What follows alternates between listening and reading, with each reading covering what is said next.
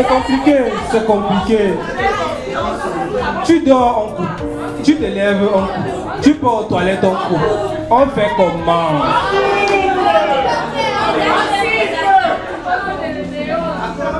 Bonsoir, bonsoir à tous. Vous me voyez? Bonsoir encore, bonsoir au public du Goethe. Ce soir, je viens vous parler d'une problématique. Pourquoi on nous coupe la lumière tout le temps? Pourquoi est-ce qu'on nous coupe la lumière tout le temps? Alors aujourd'hui, je vais vous dire pourquoi est-ce qu'on nous coupe la lumière et je vais vous dire la solution que je propose pour qu'on ne nous coupe plus la lumière d'une certaine façon.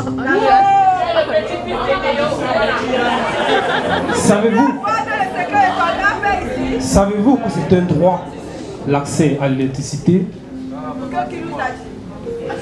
Ouais, ça l'est. Au même titre que le droit de se balader de cité en cité. Pourtant, elles sont tout le temps noires, nos cités. Trop de problèmes d'électricité. D'après une étude menée par le ministère de l'eau et de l'énergie il y a 13 ans, la demande en énergie va croître d'environ 5%, mais seulement les sources de production ne vont pas suivre cette même croissance. La demande croît, la production ne croît pas. La demande et la production se comportent comme les pôles nord de deux aimants, l'une de plus en plus présente et l'autre de plus en plus absente. Merci beaucoup.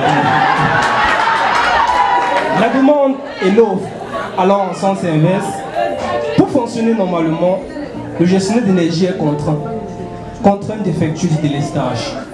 C'est un peu l'image d'un papa qui a 7 enfants qui doivent tous suivre une formation en informatique. Mais seulement, le papa n'a que 5 ordinateurs. Quels sont les enfants qui vont suivre la formation et quels sont les enfants qui ne vont pas suivre la formation? Tous les enfants de papa ont besoin de cette formation pour s'épanouir, pour réussir demain.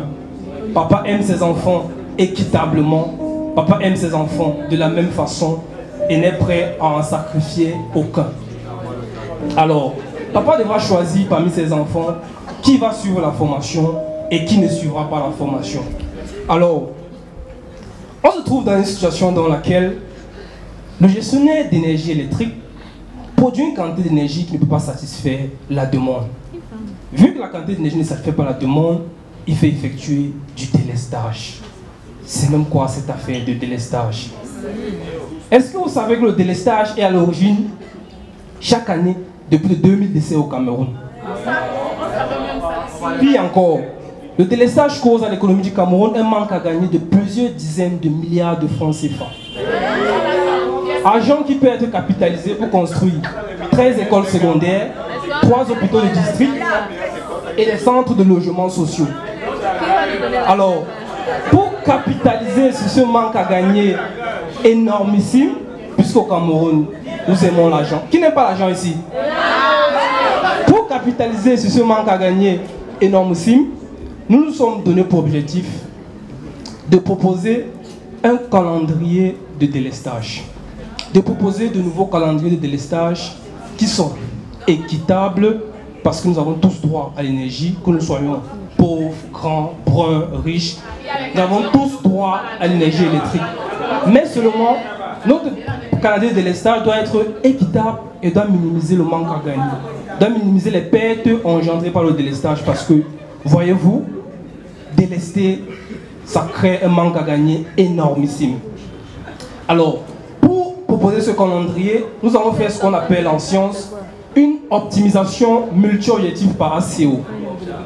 Une optimisation, c'est tout simplement la recherche d'une solution dans un espace plus grand de solutions. Autrement dit, lorsque vous avez un problème qui vous présente un grand éventail de solutions, comment trouver la meilleure solution dans cet éventail de solutions? La solution, c'est quoi même d'abord? Quand vous avez un problème, je vous explique terre à terre, Tout à l'heure, je vous ai parlé de M. Happy qui a 7 enfants. et 5 ordinateurs. Il doit faire suivre une formation à ces 7 enfants. Aucun des enfants ne doit être pénalisé. Quels sont les enfants qui vont suivre la formation et quels sont les enfants qui ne vont pas suivre la formation? Alors, on se trouve dans un éventail de solutions. Est-ce qu'il va faire suivre la formation à ses 5 premiers enfants au détriment des 2 derniers? Monsieur Rapi dit non. Est-ce qu'il va faire suivre la formation aux 5 derniers au détriment des 2 premiers? Il dit non.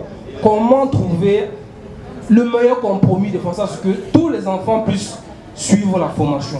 Alors, trouver cette solution dans un espace plus vaste de solutions, ça s'appelle tout simplement de l'optimisation. Multi-objectif, pourquoi? Multi-objectif parce que ici nous avons affaire à un problème qui a 2 objectifs. Notre premier objectif, c'est de produire un calendrier équitable. Nous avons tous 3 l'énergie. C'est un fait. Le deuxième objectif, c'est de minimiser le manque à gagner, minimiser les pertes engendrées par le délestage. Et enfin, l'ACO en anglais, On Colony Optimization, qui veut dire optimisation par colonie de fourmis. Pour ceux qui sont un peu intéressés par la science, pour ceux qui sont curieux, oui, il faut chercher, merci. Les fourmis ont une certaine façon de se déplacer. Quand les fourmis se déplacent pour chercher à manger, le plus souvent on ne les aperçoit pas. Quand elles ont trouvé à manger, c'est là où on va les voir circuler en file indienne, les unes derrière les autres. En réalité, quand les fourmis se déplaçaient, elles laissent derrière elles une substance qu'on appelle les phéromones. Merci. Ces phéromones sont utilisés pour communiquer entre elles. Les fourmis, quand elles se déplacent, elles trouvent de nombreux sites de nourriture. Mais seulement, quand elles sont en file indienne, c'est qu'elles sont en train de consommer un seul site de nourriture et pas n'importe quel. C'est le site qui contient la plus grande quantité de nourriture. Autrement dit, c'est le site qui contient la plus bonne solution possible. Est-ce que nous sommes ensemble? Voilà. Alors, un ensemble de questions sont posées pour proposer notre calendrier de rationnement qui se veut équitable parce que nous soyons beaux, belles, noirs, riches, pauvres. Et nous, dans nous donner l'énergie électrique. Alors, désormais, pour délester un client, nous allons lui poser une question à savoir, est-ce que le client qu'on veut délester, s'agit-il d'une entreprise ou d'un particulier? Par exemple, s'il s'agit d'une entreprise, s'agit-il d'une entreprise publique ou d'une entreprise privée?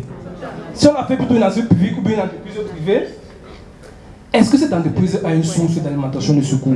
Est-ce qu'en délestant cette entreprise, elle peut se permettre de continuer de fonctionner normalement?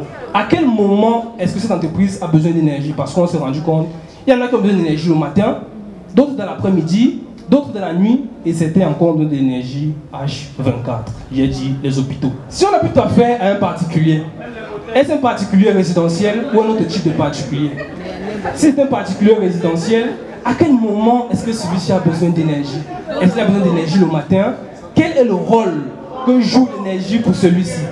C'est-à-dire, est-ce que c'est un type qui utilise l'énergie pour congeler ses folérés qu'il va vendre pour envoyer ses enfants à l'école? Auquel cas, le délesté l'empêche de vendre ses folérés et ses enfants ne pourront plus être scolarisés.